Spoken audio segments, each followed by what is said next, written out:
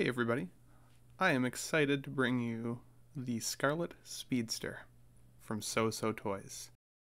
The color reads a little bit more red in person.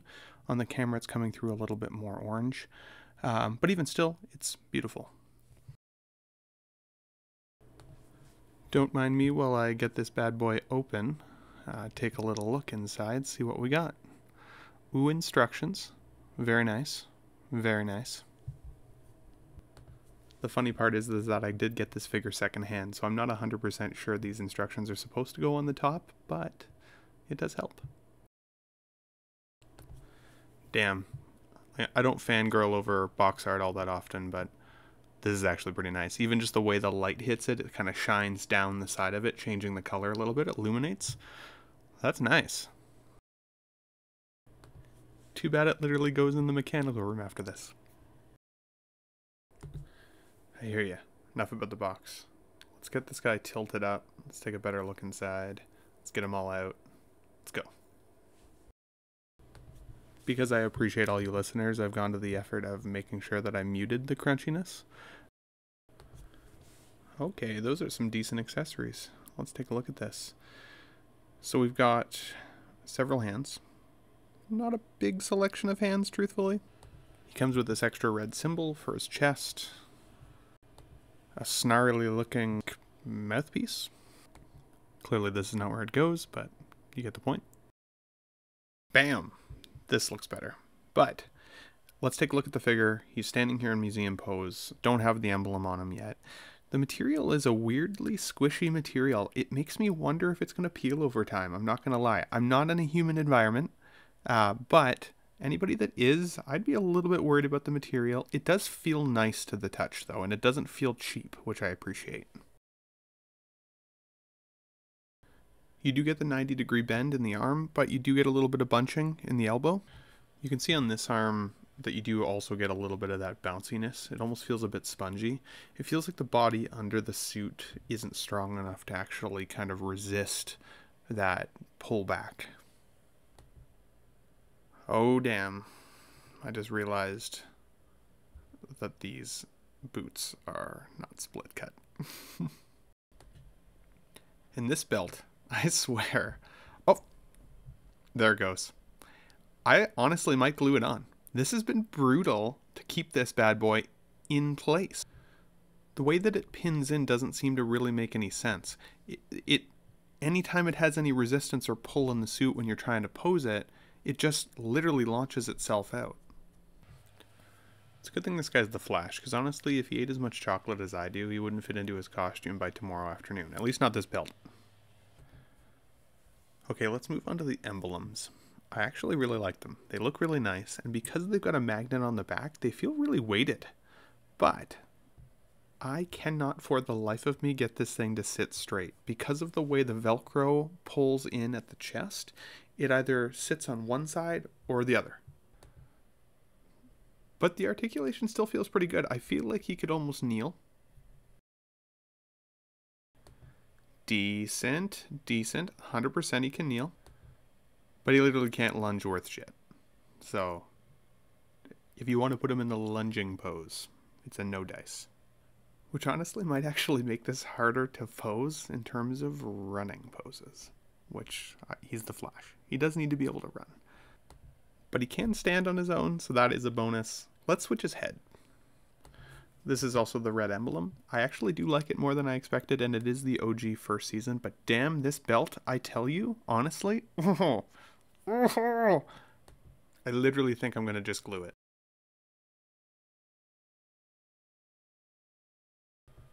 Head looks pretty good from the side. That's kind of what I was meaning in terms of lighting. Yeah, I like it. Like it. Wouldn't use it. We all know you guys wanted to see the buttocks. Here it is. But here's also the neck piece that slid out of the head while I was trying to pop the head off in order to switch them out. Very strange, actually. I honestly thought I broke it, though, which was off-putting. When I put pressure and pulled it out, this top piece that has a very clear line on it anyways of where this portion's supposed to go, looked broken. I don't think it was. It does seem like it does click back in kind of through this hole in the top of the head. Which I still kind of think is a little bit funny that that wasn't in the instructions, if that's supposed to work that way, but it's the way she goes. Okay, let's try switching this up a little bit in terms of posing. Here's a running pose. It's not my best work, but you guys do get the point. I do like the way it looks. I like the way the hands are positioned. Grant Gustin is a slender guy, so I don't think that the frame is poor. I actually think, without a direct comparison either to the Hot Toys version or the actor himself, I honestly think you guys would see the likeness just like I do. Especially in a lot of the straight-on shots, where I feel like you get a good representation of what the TV promo footage looked like versus the figure. But I did notice one thing when posing the guy, was that his uniform actually pulled a little bit on the zipper portion on the front of his chest, exposing that ugliness a little under there. You can see how the pulling on the back of the suit also pops that emblem forward, but when you turn the figure, again, you do lose that a little bit. You don't see it as much, which I'm okay with. I am used to having Hot Toys that have split cut boots, so the fact that this third-party figure doesn't have that for a running figure is really tricky to work with. The figure also wouldn't stand in this position by himself, like some of my Hot Toys figures would. He definitely would need a dynamic stand for this. Let's take a better look at the effects pieces, though, for this figure that come with him. Essentially lightning bolts that you can wrap around his arms and his feet. It looks cool, to a point. In certain angles, I see the realness. But, damn, word of caution, these things are brittle.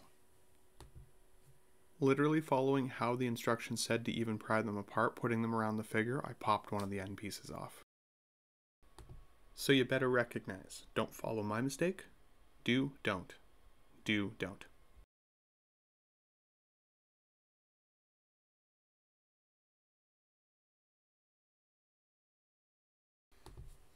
I do have to say, though, that the CW Flash is still my favorite suit for the Flash, other than some of the DC Comics iterations. But in terms of live action suit, I do think this guy has that feel to him.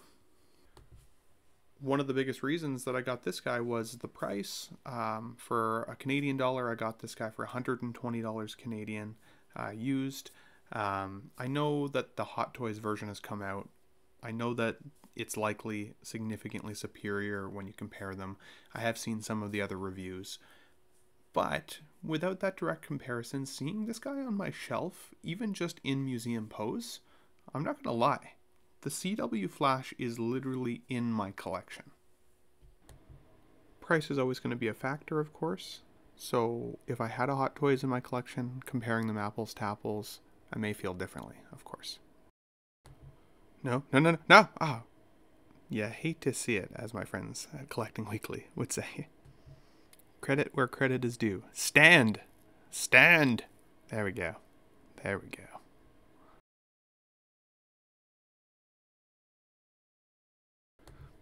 This is a bit of a stoic face for running. Let's take a better look at the other mouth plate. Wow! That guy kind of looks like Kevin Bacon. Can you guys see that? Yeah, I see that. I mean, it's good, but Kevin Bacon running with this mouth plate. And when I say good, I mean it looks cool. Not that it looks like Grant Gustin at all, unfortunately. He does have slightly strange teeth, the way that they're painted in the mouth. I do think that that's part of what's breaking the immersion there. Let's see if I can get this to focus a bit better. Yeah, I don't love this mouth plate. I honestly will use the other one. I think there's better Grant Gustin likeness there. And honestly, it's a more stoic looking piece. This, I think, would look good in the right lighting. I think in terms of an action shot, it can work. Especially if you don't have a connection to the character himself or the actor. If you don't care, then it still just looks like, mean Flash. But the lack of the split cut boot does actually make a huge difference. Even in the standing pose, you can see that it's not standing perfectly flat on the table without some serious knee adjustment. I do have to say, though, seeing the character like this makes me want to get the Green Arrow figure that was released, or the Green Vigilante. I think he would look amazing paired with that figure. I loved the first and second season of this show. After that, it lost me a little bit. But those first and second seasons, I remember when they came out, I was so amped on the Flash. And honestly, he had never been a character that I even really paid that much attention to until that show came out. I did notice that you do have to fuss with this a little bit on the front. If you have him in an action pose and then you stand him straight up again, you do have to kind of pinch it. I'm kind of curious what this guy would look like with other figures, though. Let's see. If I can get him to stay standing. Okay, so we got Captain America after I picked that guy off of his face and found his little ear antenna that launched into the couch. All good? I like this look. I get it that Marvel and DC, you know, they're different universes. Totally get it. Kind of cool. And Captain America looks good beside him. The coloring actually looks really good. At a distance, this guy blends right in with the Hot Toys.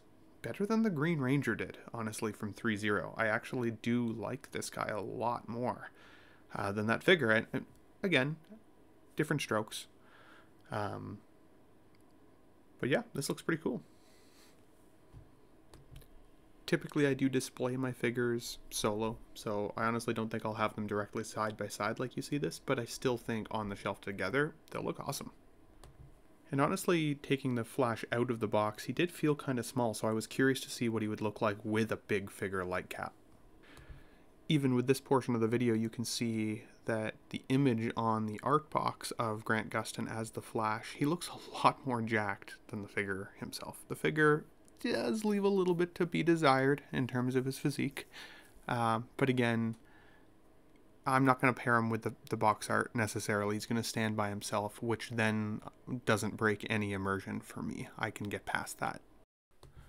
But if I were to rate the figure, I would honestly say that I really liked the material of the suit, even though I'm a bit worried about flaking down the line.